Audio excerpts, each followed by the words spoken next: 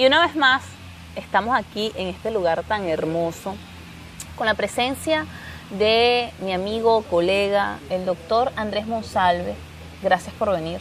Gracias a ti, María. Él es abogado, criminólogo, especialista en derecho penal y criminalista, además. Hay un tema bastante importante que hemos venido tocando, inclusive en el video anterior con el doctor Efraín Hoffman, quien es el fundador de este lugar, Hacienda La Concepción. Estuvimos conversando sobre la reinserción social.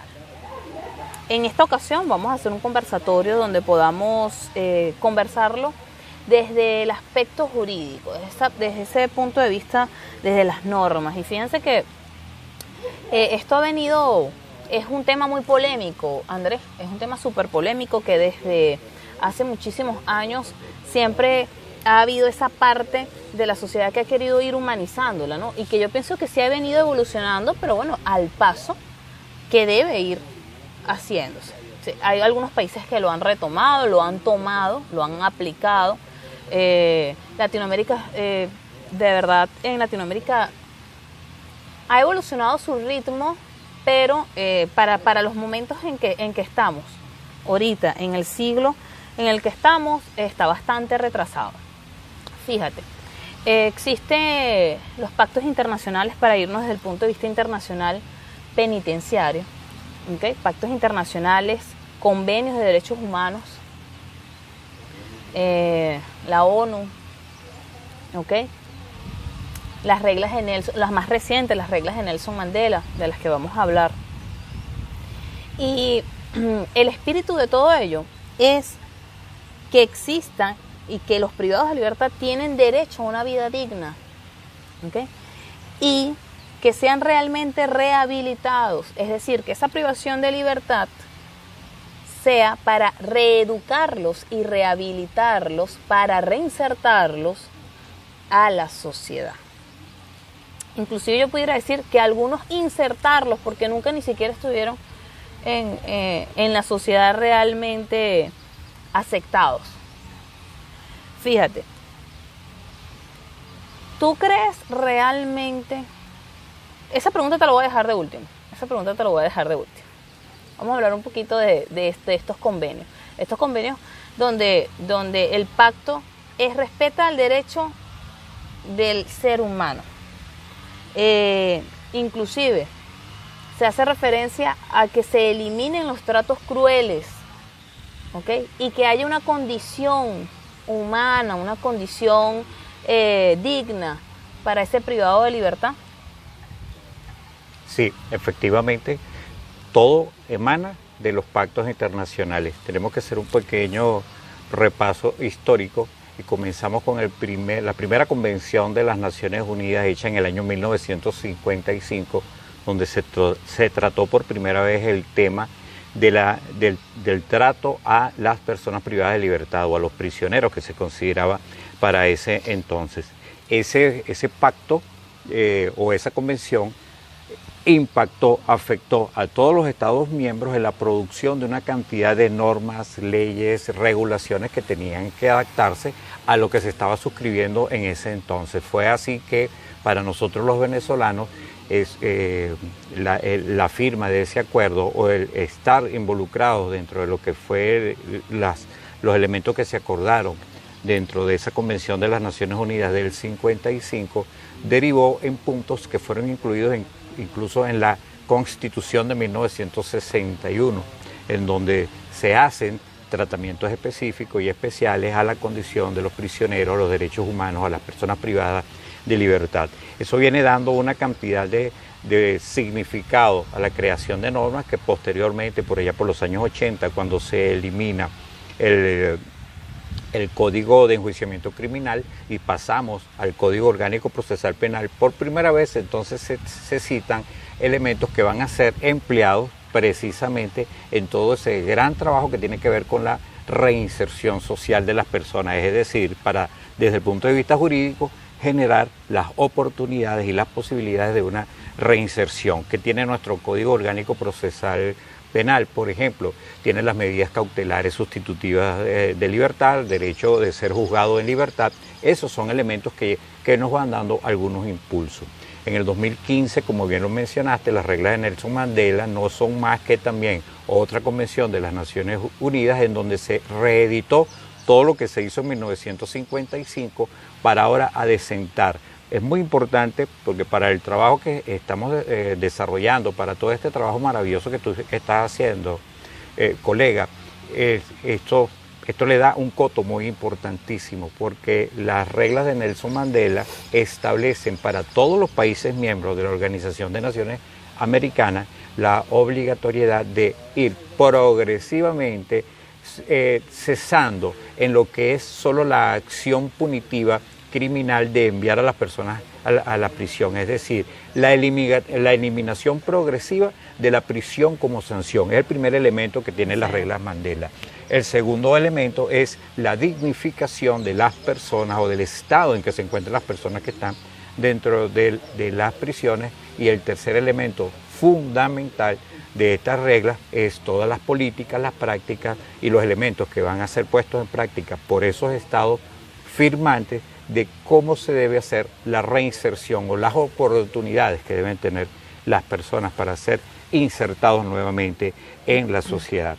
¿En qué se traduce esto? Todos estos pactos internacionales que tú acabas de sugerir, evidentemente van a generar una consecuencia dentro de la normativa jurídica que tenemos o que tienen todos los estados firmantes de esas convenciones pertenecientes a las Naciones Unidas para que progresivamente se desarrolle y se vayan dando esos ejemplos, casos emblemáticos como algunos países europeos que tú has mencionado también, en donde progresivamente el tema de las prisiones va quedando cada vez más en desuso. Si me lo permites, considero que el tema radica en que nosotros podamos como sociedad apuntalarnos de dos aspectos fundamentales. En primer lugar, se requiere de políticas serias, de verdad serias, sí, que no solo dejen plasmado en lo escrito, en el papel, la normativa con la que se supone que estamos cumpliendo nosotros con todos estos convenios internacionales. Es decir, mientras no haya políticas serias desde el Estado para enfrentar realmente la problemática, vamos a tener mucho retardo con esta situación. Y lo segundo, fundamental, que considero que se requiere, es una sociedad que realmente sea más participativa. Porque claro, fíjate que el tema carcelario, el tema de la reinserción social pasa por la mentalidad que tenemos la mayoría de los ciudadanos. Así es. La mayoría piensa que los que están, los sujetos, las personas que están en las cárceles, están allí porque tienen que estarlo, porque en algún momento se lo merecen. Sí, porque si de alguna manera hay una voz extraña de la sociedad que dice se lo merecen. Pero entonces hay que recorrer un trayecto más amplio para que nos demos cuenta si eso es así, tomando en consideración que los centros carcelarios no son más que sitios de discriminación, sitios donde se ejecuta una gran discriminación sobre las personas. Sí. ¿Y quién va a los centros de reclusión? Principalmente la sociedad discriminada. Fíjate que tenemos allí población, más del 60% de los privados de libertad son personas menores de 35 años de edad. La gran mayoría de ellos son padres de familia. Tenemos cercano al 70% de la población penal venezolana en donde no cumplen ni siquiera la formación mínima de bachillerato y personas que vienen de unos estratos bastante fuertes, bastante deprimentes. Otro aspecto que me llama poderosamente la atención tiene que ver con que el 30%, tal vez un poco menos del 30% de la población carcelaria venezolana ha cometido delitos violentos, delitos muy graves. Y el 70%, un poco más del 70%, están allí por delitos menos violentos o los que considera nuestra legislación menos graves. Cuando de verdad queremos sincerarnos con respecto a lo que sería la posibilidad de reinsertar a las personas, tenemos que entonces también sincerarnos sobre qué es lo que nosotros pensamos de las cárceles y de quién es el que debe ir allí, porque estas estadísticas nos están indicando que no siempre están en las cárceles los que verdaderamente tienen que estar allí dentro de las cárceles, y que los que están en este momento, la mayoría de las personas que están dentro de las cárceles, pertenecen a una población de nuestra sociedad que normalmente también es marginada, es discriminada. ¿Qué pasa con esa población discriminada sobre la cual pesa protocolos, procedimientos coercitivos, etcétera, que termina dentro de la cárcel? Allí dentro de la cárcel no es más que el clímax de lo que significa ser un sujeto discriminado por la sociedad. Entonces, decíamos que nos encontramos ante una situación en donde los sectores más marginados, más discriminados de la sociedad son los que terminan normalmente sometidos al sistema carcelario. El sistema carcelario es discriminatorio por excelencia. ¿Y cuál es el producto que sale de allí? Ojo, esto es muy importante que nosotros lo tomemos en consideración, ya que si queremos realmente hablar de reinserción social, lo primero que tenemos es que analizar desde dónde viene ese sujeto, por qué está allí, si verdaderamente las razones por las cuales estuvo dentro del sistema penitenciario eran las verdaderas, los que derivaban una situación tan grave como esa, para después hablar de posibles oportunidades sin tanta hipocresía, verdaderamente manejando ese criterio y ese aspecto. Finalizaría esta primera parte indicándote entonces que todos los centros de reclusión carcelario que existen en nuestro país son las áreas de la sociedad más criminógenas que existen. Tú puedes imaginarte lo que representa una sociedad viendo sus sistemas carcelarios. Así que si comparas, desafortunadamente y de manera muy chocante, por cierto, los regímenes carcelarios latinoamericanos y el venezolano con algunas otras naciones en donde inclusive ya están dejando de tener hasta cárceles, entonces vamos a darnos cuenta de que hay algo dentro de esa sociedad, claro, que impone el tipo de régimen carcelario que existe. Al ser el régimen carcelario o el sistema carcelario el ambiente más criminógeno que te puedes imaginar, significa que personas que normalmente no eran delincuentes o no eran capaces de cometer un delito van a estar sometidos a una atmósfera en donde evidentemente van a tener que sobrevivir aprendiendo las cosas que normalmente ocurren dentro de ese régimen carcelario. Entonces ese sujeto que sale de allí, que posiblemente pudo haber a través de otro mecanismo de acción de la justicia, de la ley, a través de un verdadero sistema jurídico que garantice los derechos de las personas, entonces termina siendo un grave problema para la sociedad, porque en lugar de reinsertarse un ciudadano con ciertas características a través de todos los procedimientos que establece la ley, como el régimen de estudio, el régimen de trabajo, el régimen de presentación, etcétera, lo que pudiéramos estar es generando un producto mucho más grave para el resto de la sociedad. Y es lo que sucede actualmente, Andrés, porque fíjate, Venezuela, voy a hablar ahorita de Venezuela, ¿okay? Cuenta con un sistema completamente punitivo. Y es punitivo porque lo más importante dentro de ese sistema judicial, la estructura del sistema judicial venezolano y la estructura del sistema penitenciario, es privar de libertad a las personas. Y creen que privando de libertad a las personas se está haciendo justicia. Se hizo justicia. ¿Realmente se hizo justicia? A veces yo me pregunto eso, ¿no? Entonces tú dices, en un sitio donde no hay las condiciones humanas para estas personas, están siendo completamente discriminadas, y que adicionalmente, tú lo acabas de decir, para mí los centros de reclusión, los centros carcelarios, son fábricas de delincuentes. ¿Ok? Sí.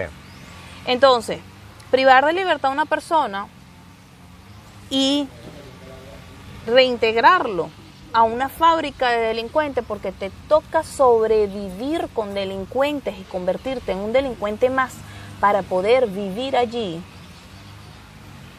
es crear una sociedad completamente disfuncional, una sociedad donde el porcentaje de delincuencia siempre va a ir aumentando. Y una de las formas de frenar la delincuencia y que sea un país que vaya cada día sea más seguro es empezando a reestructurar ese sistema penitenciario. Así. Y por supuesto el sistema judicial, pero eso es otro tema, para no desviarnos porque el enfoque es este. Pero entonces tú dices, y es verdad, o sea, para que sea reinsertado un ser humano, primero debe ser reeducado y rehabilitado. Y eso es un proceso que tiene que ser allí, dentro de ese centro penitenciario. Y fíjate, en Holanda, por nombrarlo, inclusive en España, por nombrar algunos de los países de Europa, utilizan tratamientos dentro del sistema carcelario, y para ellos, inclusive, Holanda ha cerrado muchísimos centros carcelarios porque no es necesario. Cada día más, mientras más años, se va haciendo menos la delincuencia y es menos lo que se necesita la privación de libertad, porque bueno, ya las personas están siendo concientizadas y estas personas están entrando en una sociedad o reintegrándose en una sociedad ya con un nivel de conciencia. Y ahí tú lo acabas de decir, para esto se necesitan cosas muy importantes y que va a llevar años. Correcto. ¿Okay? Primero, la mentalidad de las personas es necesario. Tener nivel de conciencia, cada día subirlo más, cada día tener más conciencia. Y segundo, por supuesto, cambiar las políticas del Estado. O sea, eso es algo que es necesario, eso no va a ser algo que se va a hacer ya.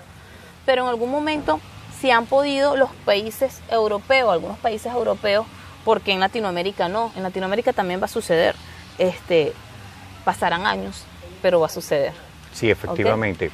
¿Okay? Necesitamos más que políticas del Estado, es que sean serias o que el Estado se asuma con seriedad las políticas que ya existen. Y que ya existen, Andrés, porque lo acabas de decir, o sea, no es algo que se está inventando nuevo, no es algo que no exista, es algo que establecen los convenios internacionales, pactos internacionales, así es. Okay, a los que se debe tomar en cuenta realmente y que a su vez sus distintos países lo pactaron y lo hicieron en sus constituciones. Venezuela lo establece en el artículo 272, okay, de la Constitución venezolana, y además Venezuela tiene una hermosa constitución. Para mí es hermosa la Constitución de Venezuela, y tiene todo un programa dentro del sistema penitenciario, tiene todo un tratamiento, okay, habla de la educación, reeducación, alimentación, terapia, psicología, medicina, o sea, que existe, todo está allí plasmado, existe. Ahora, no ha sido muy difícil poder aplicarlo, muy complicado. Sin embargo, bueno, no es imposible, no va a ser de la noche a la mañana, Andrés. Sí. Pero fíjate, para darte la palabra, en España, en Holanda también, creo que en Finlandia también sí, allí utilizan tratamientos para cada individuo. O sea, no los tienen juntos a todos, sino que por distintas patologías o por distintas situaciones jurídicas, vamos a llamarlo así, ellos están por grupo y son evaluados individualmente cada uno. El que cometió el homicidio en un grupo de personas que cometieron homicidio, pero también vamos a tratarte individualmente. El que cometió un robo, okay, agravado, planteas la posibilidad de la reinserción de un transgresor de la ley de acuerdo al tipo de delito que está cometiendo. Uh-huh. Eso nos plantea todo un reto, ¿no? Porque desde el abusador sexual al homicida, las personas que sufren patologías de tipo, que los impulsan a hacer conductas de tipo criminal, bueno, hay una serie de tratamientos, sí, y terapias que obviamente, si se completan, pueden darnos un resultado aceptable para la sociedad, tomando en consideración que bueno, siempre existirá un marcado grupo, una cantidad de personas que tal vez no pasen eso. Pero Así quería es. decirte que a la luz de las reglas Mandela, nosotros también tenemos separación en Venezuela Sí. por norma, por ley. O sea, no puedes mezclar a la población privada de libertad a los procesados, no lo puedes con los condenados. Eso es eso es el deber ser. Sin embargo, en la práctica, ahí es donde tenemos fallas en la seriedad de la aplicación de la política, que se ha permitido la generación de nichos de poder dentro de las cárceles, llamados pranes, o las personas que manejan de determinados poderes dentro de las cárceles porque tienen el acceso a la comida, a los artículos de primera necesidad que ellos puedan utilizar. Recuerda también que gran parte de la población penal tiene también preocupaciones porque tienen carga familiar que atender y no desde la cárcel eso se está quedando desasistido totalmente. ¿Qué nos plantea las reglas Mandela? A la luz de esas reglas, ¿qué se nos plantea que nosotros podemos tomar en consideración? Lo primero que se indica dentro de esta Convención de las Naciones Unidas es la tendencia cada vez mayor a eliminar la cárcel como método único de castigo. Eso significa que requerimos entonces un sistema judicial más sólido, más firme, más sustentable. ¿Sabía, María, que una de las más altas reincidencias que se ocurren en el sistema penal venezolano es la promoción ilegal de las acciones? Es decir, el propio Ministerio Público, las acusaciones particulares propias, etcétera, que se están dando. Entonces, con el fin de mantener a una persona, de obligarlo a estar dentro de una cárcel, entonces de repente te encuentras tú como abogado, vas a atender un caso, entonces que a duras penas pudiera estársele sindicando al imputado un hecho,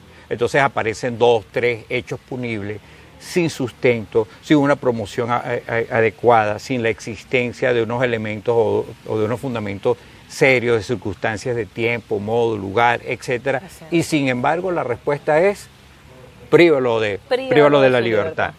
Que eso va en franca oposición a las reglas Mandela de lo establecido en las Naciones Unidas, donde te dice, oye, no utilices la cárcel para todo y alegremente y como sea, no utilice la cárcel como un médico principal de castigo, de sanción. Pero esto obligaría a que el Ministerio Público tendría que realizar verdaderas y serias investigaciones en sus casos, presentar unos casos bien sustentados. Esto suena a una crítica, mi disculpa de antemano, sabemos que la gente del Ministerio Público está abarrotada de trabajo y por eso es que, bueno, en la mayoría de las circunstancias se ve la imposibilidad de que se desarrolle un correcto trabajo. Pero entonces ahí es donde viene la aplicación seria de las políticas y de las normas. Oye, mira, tenemos gente que está abarrotada de trabajo, abarrotada de actividades y no puede sustentar bien los casos, entonces tenemos que mejorar las condiciones de esas personas. El segundo elemento es que nos plantea la regla Mandela, es dignificar las prisiones. Si nosotros tenemos unas instalaciones carcelarias en donde se generen oportunidades reales para reinsertarse las personas, acabamos de decir hace un momento, colega, que 70% de las personas que están privadas de libertad están privadas por delitos de los considerados en nuestra ley de los menos graves y que un 30% máximo es el que se encuentra privado por hechos de naturaleza violenta, por crímenes verdaderamente fuertes.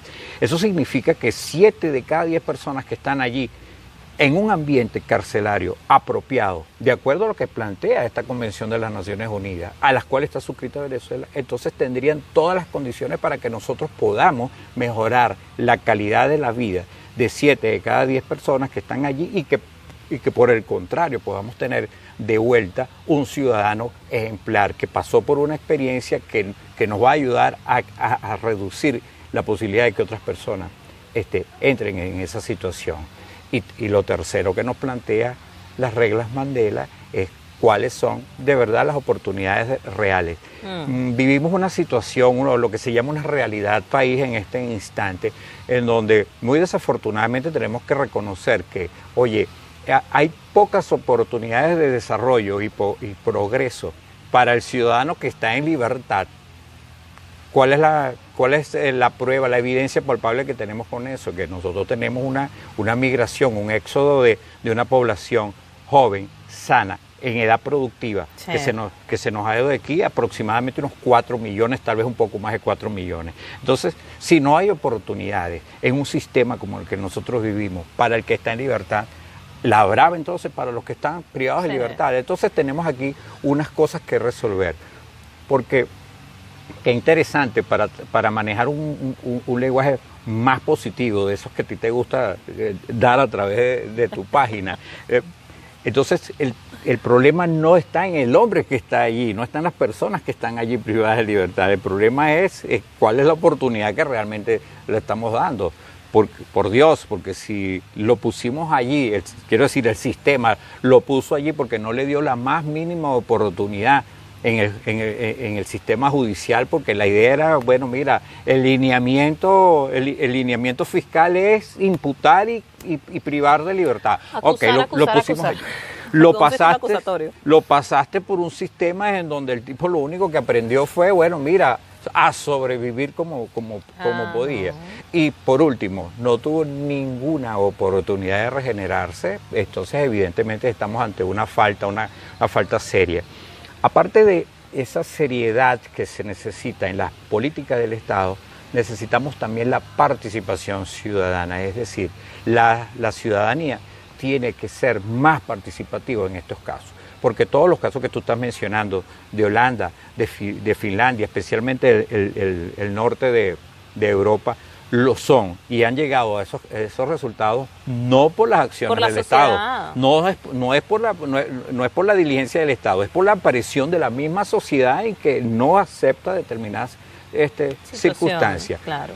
Aquí entonces tenemos que hacer el juego de qué manera nuestra sociedad puede realmente ser oída, podría realmente ser oída a un nivel tal que nosotros dignifiquemos los centros carcelarios.